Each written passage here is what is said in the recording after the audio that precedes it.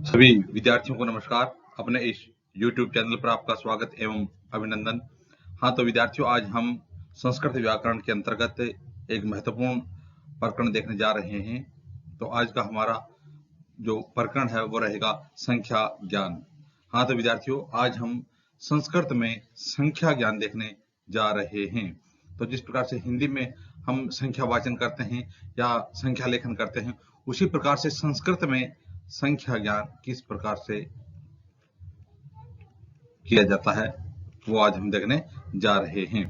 तो देखते हैं आज का संस्कृत संख्या ज्ञान। तो देखिए विद्यार्थियों, सबसे पहले यदि हम देखेंगे तो जो 1, 2, 3, 4 है उनको संस्कृत में किस प्रकार से लिखा जाता है वो देखने जा रहे हैं। तो देखिए सबसे पहले एकः शशकः, एकः शशकः। तो यह शशकः, शशकः का मतलब होता है खरगोश। शशकः माने खरगोश, यानी शशकः का अर्थ क्या होता है? खरगोश। ये अगर एक है तो एक है, इसका मतलब यह है कि यह पुल्लिंग है, और शशकः यह भी क्या है? पुल्लिंग है। तो जिस प्रकार से हमारा जो संज्ञा पद है वो पुल्लिंग है, तो संख्या पद भी पुल्लिंग है, एक है। तो एक है शशकः, एक खरगोश, एक है बालकः, एक बालक, एक है गजः, एक हाथी, एक है अश्वः, एक घोड़ा, एक है अजय, एक बकरा, एक है वृक्ष, एक वृक्ष। इस प्रकार से जो पुल्लिंग है, तो पुल्लिंग के जो अकारांत पुल्लिंग है तो उसको बालक की तरह चलाएंगे, बालकः, बालको, बालका। तो संख्या में आ जाएगा एक है। आगे देखिए, जो संस्कृत में स्त्रीलिंग होता है, स्त्रीलिंग में एक को क्या लिखा जाएगा? तो संस्कृत में स्त्रीलिंग को लिखा जाएगा एका। एका मानी एक। देखिए पुल्लिंग में तो एक है का अर्थ एक होता है, और स्त्रीलिंग में एका घटिका। तो देखिए घटिका, घटिका का अर्थ घड़ी होता है। तो घटिका आखिर में आ गया ना, आकारांत है, आ गया आखिर में, इसलिए स्त्रीलिंग है। और तो स्त्रीलिंग होगा तो स्त्रीलिंग में जो एक संख्या के लिए आएगा एका घटिका, एक घड़ी। एका लता, एक बेल, एका कन्या, एक कन्या, एका छात्रा, एक छात्रा, एका लता, एका वाटिका, एका घटिका, एका माला, एका अध्यापिका। तो इस प्रकार से स्त्रीलिंग में एका का अर्थ एक होता है, एक का, है ना। और पुल्लिंग में एक है, पुल्लिंग है तो एक है, स्त्रीलिंग है तो एका, क्योंकि यहाँ पर संज्ञा है वो एका स्त्रीलिंग है, तो इसलिए यहाँ पर आया एका, एका घटिका, एक घड़ी। तो हाँ, इससे पहले भी हमने जो संस्कृत लिंग संबंधित जो वीडियो देखे थे, यदि आपने नहीं देखे हैं तो उनमें जाकर के और लिंग संबंधी ज्ञान भी प्राप्त किया जा सकता है। उनमें आपको अच्छी तरह से समझाया गया है कि किस प्रकार से जो संज्ञा पद है उसका लिंग निर्धारण किया जाता है। तो अब देखिए आगे है नपुंसकलिंग में एकम। एकम का अर्थ होता है एकम, एकम का अर्थ क्या होता है? एक। और पत्रम, पत्ता, एक, एकम पत्रम, पत्रम का अर्थ क्या होता है? पत्ता। तो ये देखिए ये नपुंसकलिंग है पत्रम, तो नपुंसकलिंग होने के कारण क्या आया? एकम। तो पुल्लिंग था तो एक आया, स्त्रीलिंग था संज्ञा पद तो वहां पर एक आया, संज्ञा पद यहाँ पर नपुंसकलिंग है तो एक आ जाएगा एकम। तो पुल्लिंग में एकम माने एक, स्त्रीलिंग एका एक, और नपुंसकलिंग एकम एक। तो एकम पत्रम, एक पत्र, एकम फलम, एक फल, एकम नगरम, एक नगर, एकम वनम, एक वन, एकम द्वारम, एक दरवाजा, एकम भवनम, एक भवन। तो स्त्रीलिंग में एका होता है तो नपुंसकलिंग में एकम और पुल्लिंग में एक है। अब देखें, अब देखते हैं आगे विद्यार्थियों, दो संख्या के लिए संस्कृत में किस प्रकार से प्रयोग किया जाता है। तो संख्या क्या है? दो। देखिए दवो मयूरो, तो यहाँ पर मयूर एक का होता है ना पुल्लिंग में एक के लिए, और मयूरो दो हो गए। देखिए एक मोर और एक मोर, तो कितने हो गए? दो मोर हो गए। तो दो मोर के लिए एक है तो मयूर है, और एक है तो मयूर है। जब एक और एक दो मोर हो गए ना, तो हो जाएगा दवो, और मयूर का हो जाएगा मयूरो। दवो मयूरो, दो मोर। दवो बालको, दो बालक, दवो अध्यापको, दो अध्यापक, दवो छात्रो, दो छात्र, दवो अश्वो, दो घोड़े, दवो वृक्षो, दो वृक्ष, दवो मयूरो, दो मोर। तो पुल्लिंग में दो के लिए क्या हो जाएगा? दवो। अच्छा, इस प्रकार से जब हम जो हमारा संज्ञा पद है उसको द्विवचन वितरण में लेके जाएंगे ना पुल्लिंग में, तो अकारांत है तो उसका मयूरो हो जाएगा, वृक्ष का वृक्षो हो जाएगा, छात्र का छात्रो हो जाएगा, अध्यापक का अध्यापको हो जाएगा। तो दवो, दवो का अर्थ हो जाएगा दो छात्रो, दो अध्यापको, दवो मयूरो, दवो वृक्षो। अब देखते हैं स्त्रीलिंग में दो के लिए क्या होता है। तो स्त्रीलिंग में होता दवे, दवे का अर्थ होता है स्त्रीलिंग में दो। तो दवे आसंदिके, आसंदिका का अर्थ होता है कुर्सी। तो देखिए आसंदिका आखिर में आ गया ना, या आकार आता है तो स्त्रीलिंग है, तो स्त्रीलिंग होने के कारण है इसका हम संज्ञा पद उसको द्विवचन में लेके जाएंगे। तो एक होती है तो आसंदिका, और दो हो जाएंगी तो आसंदिके। एक कुर्सी यह रही, और एक कुर्सी, एक और एक दो हो गई ना, तो एक आसंदिका यह हो गई दवे, और एक आसंदिका दवे। जिस प्रकार से एक लता दवे लते, तो इस प्रकार से दवे लते दो बेलें, दवे कन्ये दो कन्याएं, दवे छात्रे दो छात्राएं, दवे अध्यापिके दो अध्यापिकाएं। तो दवे का अर्थ हो जाएगा दो हो जाएगा। कौन से लिंग में? स्त्रीलिंग में। तो देखिए पुल्लिंग में तो दो के लिए क्या आया था? दबो आया था। स्त्रीलिंग में दो के लिए दबे आएगा, और नपुंसकलिंग में भी दो के लिए क्या आएगा? दबे आएगा। नपुंसकलिंग में दो के लिए आया दबे। अब देखिए दबे का अर्थ दो होता है फले, तो एक फल यह रहा और एक फल यह रहा। जब एक होता तो फलम होता, दो हो गए तो फले हो गए, तो एक फल या एक दो फल हो गए तो दो के लिए आ जाएगा दबे। एक होता था फलम, दो हो गए तो फले, दबे फले। दबे वने दो वन, दबे नगरे दो नगर, दबे भवने दो भवन, दबे पुस्तके दो पुस्तक, दबे वस्त्रे दो वस्त्र। इस प्रकार से पुल्लिंग में दो के लिए दबो होता है, स्त्रीलिंग में दो दबे होता है, और नपुंसकलिंग में भी दबे होता है। अब देखिए विद्यार्थी, हम देखते हैं तीन संख्या के लिए किस प्रकार से प्रयोग किया जाता है। तो तीन संख्या है, उसके लिए यदि हम देखेंगे पुल्लिंग में, कौन से लिंग में देखेंगे? पुल्लिंग में। तो पुल्लिंग में तो देखिए क्या आएगा? त्रय, त्रय माने तीन। तो गजय, गजय माने हाथी, तो देखिए एक हाथी हो गया, है ना। प्लस दो हाथी हो गए, प्लस तीन हाथी, यानी तीन गज हो गए ना। तो देखिए गजय गजो गजा, गजय गजो गजा। तो यहां हम देखेंगे तो पलट तीन हाथी हो गए। तो देखिए पुल्लिंग में त्रय का अर्थ तीन होता है। त्रय का अर्थ क्या होता है? तीन।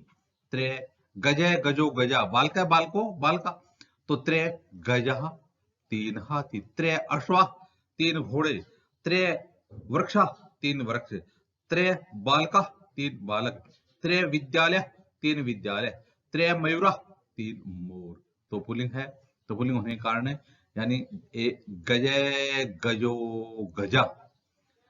जिस प्रकार देखे ना, गजय एक है तो गजय, दो हो गए तो गजो, और बहुत ज्यादा हो गए तो गजा, गजय गजो गजा।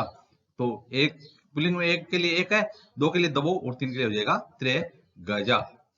त्रय बालका, त्रय अश्वा, त्रय वृक्षा, पुल्लिंग है ना। त्रय विद्यालय, त्रय म्यूरा। अब देखते हैं स्त्रीलिंग में तीन के लिए। तो स्त्रीलिंग में तीन के लिए होता है तिस्रह। क्या होता है विद्यार्थियों? तिस्रह माने तीन। तो तीन पिका, देखिए पिका आ गए ना। यदि पिका है ना तो यह नर कोयल होगा, और पिका है ना तो यह मादा कोयल हो जाएगा, मादा कोयल। तो तीन पिका है तो एक पिका हो गई, दो पिका हो गई, और यह तीसरी पिका हो गई। तो एक है तो पिका, दो होते ही पीके, और बहुत ज्यादा होते ही पीका कोयले। तो तीसरा है पीका तीन कोयल, मादा कोयल है ना यहाँ पर। तो इस प्रकार से तीसरे छात्रा तीन छात्रा, तीसरे अध्यापिका तीन अध्यापिका अध्यापिके अध्यापिका।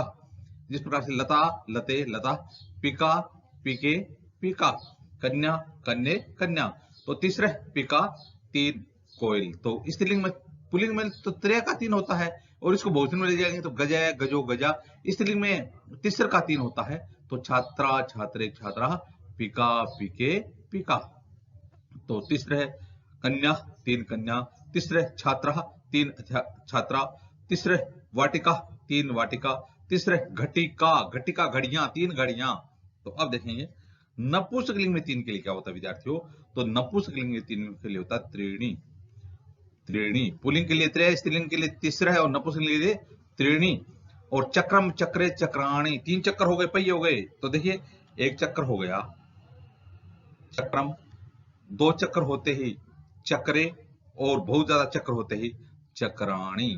तो एक तो इसको तो हम बोलेंगे चक्रम, है ना। दो होते ही बोलेंगे चक्रे, और बहुत ज्यादा होते ही बोलेंगे चक्राणी।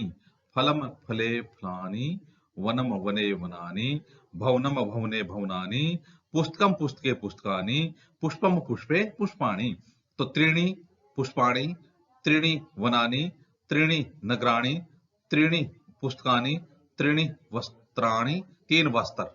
तो पुल्लिंग के लिए त्रय का 3 हो गया, स्त्रीलिंग के लिए तिस्रः का अर्थ 3 हो गया, और नपुंसकलिंग त्रीणि 3, त्रीणि भवनानि 3 भवन, त्रीणि चक्राणि 3 चक्कर, 3 पहिए, त्रीणि पुस्तकानि 3 पुस्तकें, त्रीणि नगराणि 3 नगर। तो इस प्रकार से यह हो गया त्रय तिस्रः त्रीणि। हाँ, तो विद्यार्थियों अब देखते हैं हम जो 4 संख्या यानी 3 तक तो देखेंगे 1 2 3। अब देखते हैं 4 को संस्कृत में किस प्रकार से बोला जाएगा, पढ़ा जाएगा, लिखा जाएगा। तो देखिए, पुल्लिंग है तो उसके लिए बोलते हैं चत्वारः। क्या बोलते हैं? चत्वारः माने 4। पुल्लिंग के लिए क्या हो गया? पुल्लिंग के लिए हो गया चत्वारः। पुल्लिंग के लिए क्या हो गया? चत्वारः का अर्थ पुल्लिंग में 4 हो गया। तो जिस प्रकार से एक है तो बालक, ये एक बालक है तो इसको बोलेंगे बालक है। ये हो गए 2 बालक, तो इन दोनों को बोलेंगे बालकौ।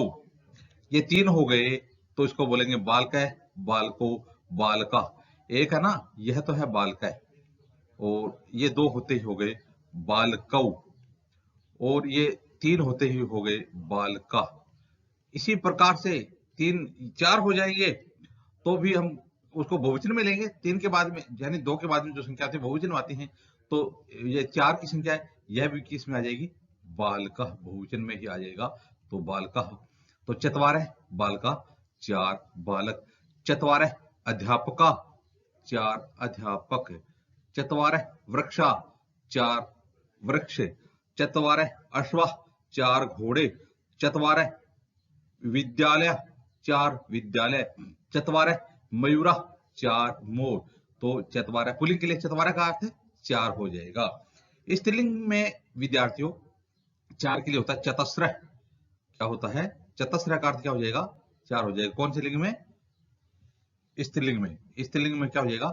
चतस्रः 4, चतस्रः 4।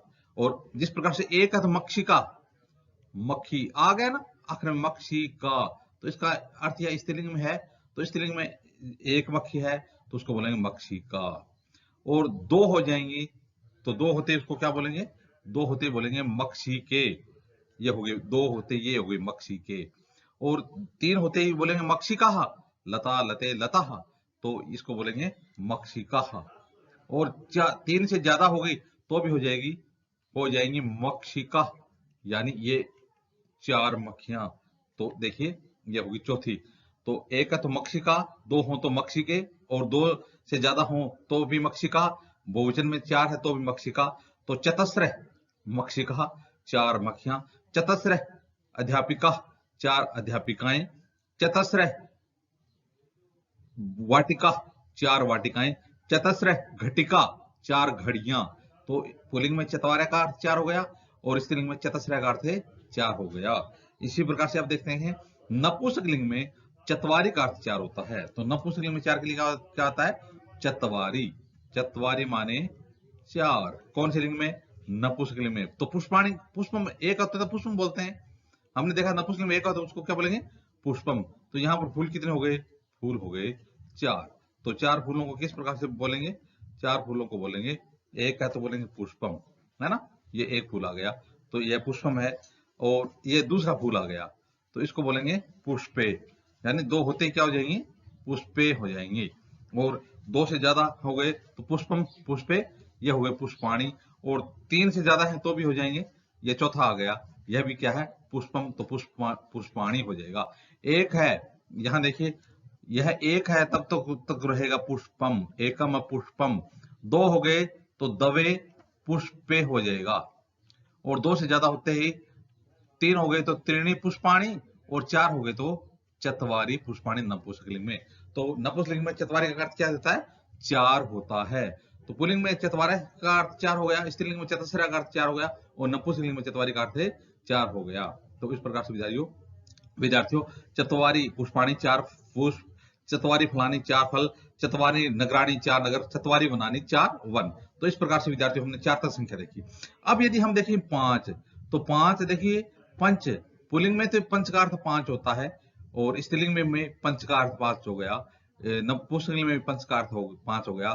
षट बालकाः, षट मक्षिकाः, षट पुष्पाणि, यानी 4 के बाद की जो संख्या है, दोबारा देखना 4 के बाद की जो संख्याएं होती हैं वो जो आगे बहुवचन में आ जाएंगी तो उनके पुल्लिंग, स्त्रीलिंग और नपुंसकलिंग में समान रूप से चलेंगी और उन जो लिंग है उसका बहुवचन है वो बहुवचन लिखा जाएगा। तो पंच बालकाः, इसी प्रकार से पंच मक्षिकाः, पंच पुष्पाणि, इसी प्रकार से षट माने 6 होता है ना, तो देखिए षट बालकाः, षट मक्षिकाः, षट पुष्पाणि।